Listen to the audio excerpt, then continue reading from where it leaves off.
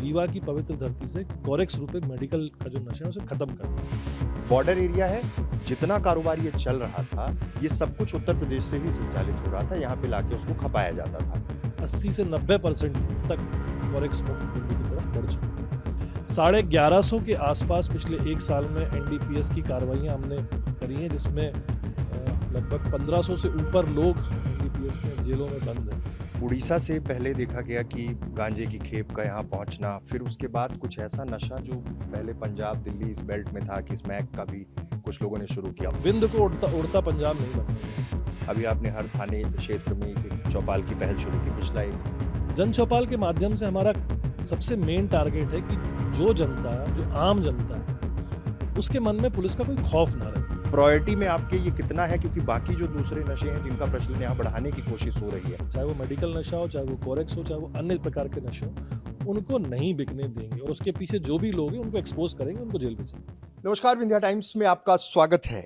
विंध्य में पिछले लगभग 6-7 साल से जब से मैं रिपोर्टिंग कर रहा हूं, मैंने देखा है कि नशेगत अपराध और सबसे बड़ा जो एक वैक्यूम रहा है वो रहा है जो मेडिसिन का नशा है। उसको लेकर पिछले लगभग साल भर से एक सख्ती देखी गई और उसमें बड़े एक्शन हुए। आज इन तमाम विषयों को लेकर हम बात करेंगे रीवा रेंज के आईजी आईपीएस गौरव राजपूत सर से। सर, पहले तो बहुत बहुत स्वागत है।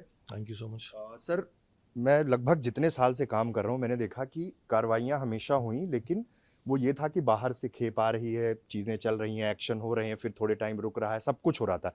लेकिन आपने ये नेक्सस तोड़ने के पीछे सबसे ज़्यादा काम किया। किस तरह से इस नेक्सस को तोड़ने में सफलता मिल रही है और लगातार अभी भी प्रयास जारी है? Thank you so much. सबसे पहले तो किसी भी कार्य को करने के पीछे आपके मन के अंदर, मन मस्तिष्क में ये बात सक्षमता से होनी चाहिए कि हमारी नीयत अच्छी हो, और वो नीयत मुझे लगता है इस बात की द्योतक होती है कि आपको कैसे रिजल्ट्स मिलते हैं।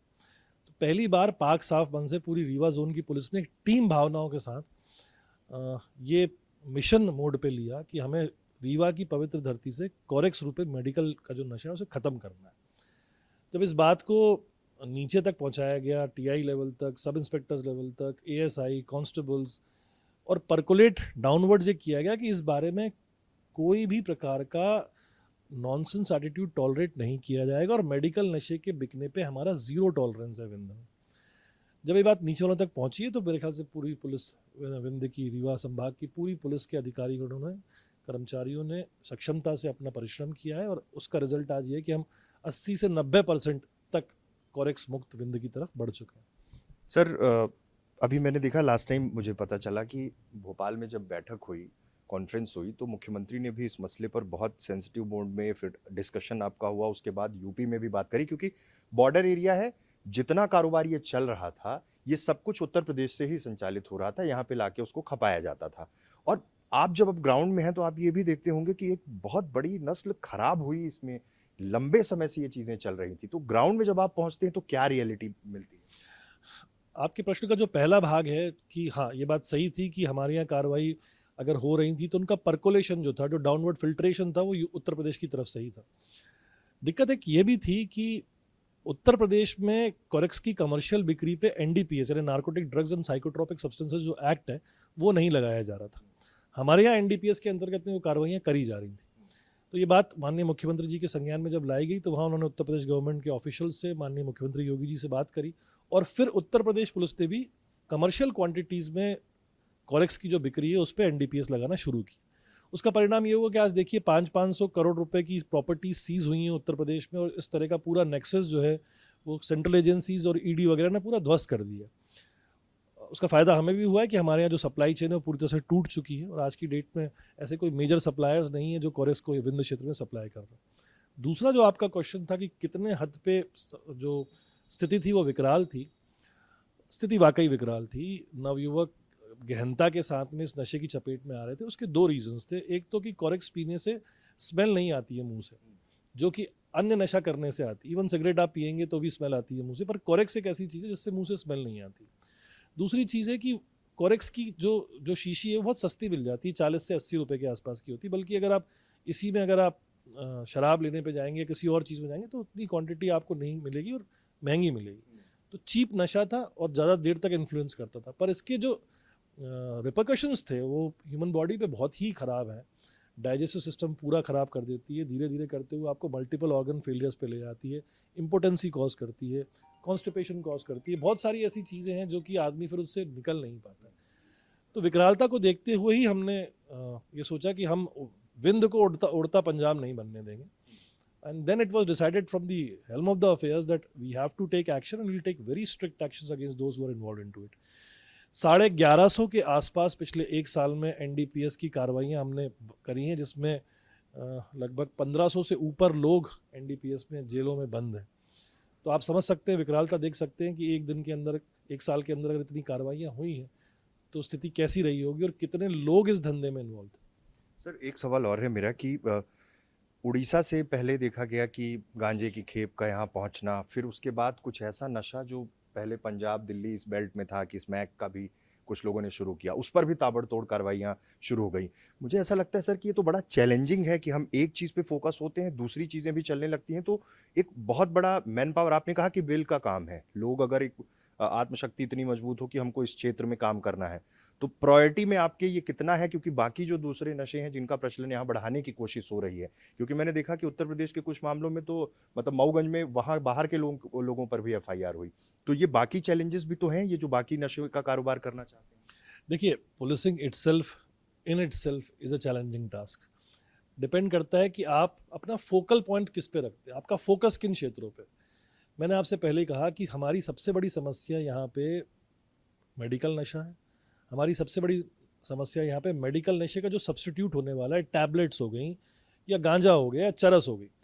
हमें फोकस अपना बिल्कुल इंटैक्ट रखना है। ये हमारी प्रायोरिटी का सबसे ऊपर पार्ट है कि हम, चाहे वो मेडिकल नशा हो, चाहे वो कोरेक्स हो, चाहे वो अन्य प्रकार के नशे हो, उनको नहीं बिकने देंगे और उसके पीछे जो भी लोग हैं उनको एक्सपोज करेंगे, उनको जेल भेजेंगे। सर एक आपने पहल शुरू करी कि चौपाल, मैंने देखा है कि पॉजिटिव पुलिसिंग से भी बहुत असर पड़ता है, लोग कनेक्ट होते हैं, जागरूक होते हैं, और अब अभी आपने हर थाने क्षेत्र में एक चौपाल की पहल शुरू की। पिछला एक ये जो इवेंट हुआ है जिसमें सबको बुलाया गया, ये सारी चीज़ें, इसके पीछे की मंशा क्या है?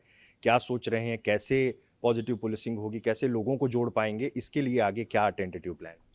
देखिए, पुलिसिंग दो प्रकार की होती है। एक पुलिसिंग होती है रिएक्टिव पुलिसिंग, जिसका एग्जाम्पल आपके सामने है कि नशा बिक रहा है और पुलिस ने फिर एनडीपीएस पे कार्रवाई करी, दिस इज अवर रिएक्शन। और एक पुलिसिंग होती है that is proactive. Proactive policing का कॉन्सेप्ट बहुत ज़रूरी है और उसके पीछे की जो विचारधारा है वो जन चौपाल के रूप में आपके सामने आधारभूत हुई है। जन चौपाल के माध्यम से हमारा सबसे मेन टारगेट है कि जो आम जनता है, उसके मन में पुलिस का कोई खौफ ना रहे, वो पुलिस को मित्र समझे, वो ये समझे कि हमारा और पुलिस का जो नाता है वो दिया और बाती का नाता है। अपराधी के मन में पुलिस का डर होना चाहिए। जनमानस, आम सामान्य मानस के अंदर पुलिस के प्रति बहुत अच्छी और बहुत मित्रवत भावना होनी चाहिए। पहला उद्देश्य जन चौपाल का उस दूरी को मिटाना है। दूसरी चीज़ कि कई बार लोग, ऐसा होता है कि स्वयं की परेशानियों के कारण से या स्वयं की मानसिकता के कारण से या लोगों के बोलने के कारण से थाने नहीं आते हैं। उस दूरी को कम करना भी इस जन चौपाल का उद्देश्य है कि अगर वो थाने नहीं आ रहे हैं तो पुलिस वाले खुद जा रहे हैं उस थाना क्षेत्र की, उस चौकी क्षेत्र की सीमाओं के अंदर, जहां वो जाके उन लोगों से बातचीत कर रहे हैं, तो लोग एक ऐसी न्यूट्रल जगह पे बैठ के अपनी बात रख सकते हैं और वहाँ शिकायतें दे सकते हैं, उनका त्वरित निराकरण वहीं किया जाएगा। तो एक प्रोएक्टिव पुलिसिंग की हमारी ये कोशिश है और इसका पहला जो पार्ट है वो 28 तारीख से हमने शुरू किया है। 77 थाने और 64 चौकियों में एक साथ एक ही समय जन चौपाल ऑर्गेनाइज किया गया, जो विंध्य क्षेत्र के शायद इतिहास में शायद पहली बार हुआ है और इसका बहुत अच्छा रिस्पॉन्स हमें मिला है, जनमानस से भी, मीडिया से भी, बल्कि जो लोग समस्या वहाँ सॉल्व करी गई हैं उनकी भी काफ़ी अच्छी रिएक्शंस हमारे तक पहुँची हैं। सर एक आखिरी सवाल, सबसे ज़्यादा ये देखा गया अभी कुछ समय से, मैंने देखा जब से मैं काम कर रहा हूँ यहाँ पे, कि सडन विजिट आपने बहुत सारी बढ़ाई कि तुरंत पहुँच के हम अपने थानों की भी स्थिति देख पाएँ, वहाँ पे किस तरह की सुविधाएं हैं, किसी को कोई दिक्कत तो नहीं हो रही, दूसरा पुलिसिंग को भी ऑब्जर्व कर पाएँ। ये कैसे ध्यान में आया कि कंटिन्यूस अलग अलग जगह सडन विजिट करना है? इससे किस तरह के रिएक्शंस आ रहे हैं और क्या चीज़ें निकल के आ जाती हैं?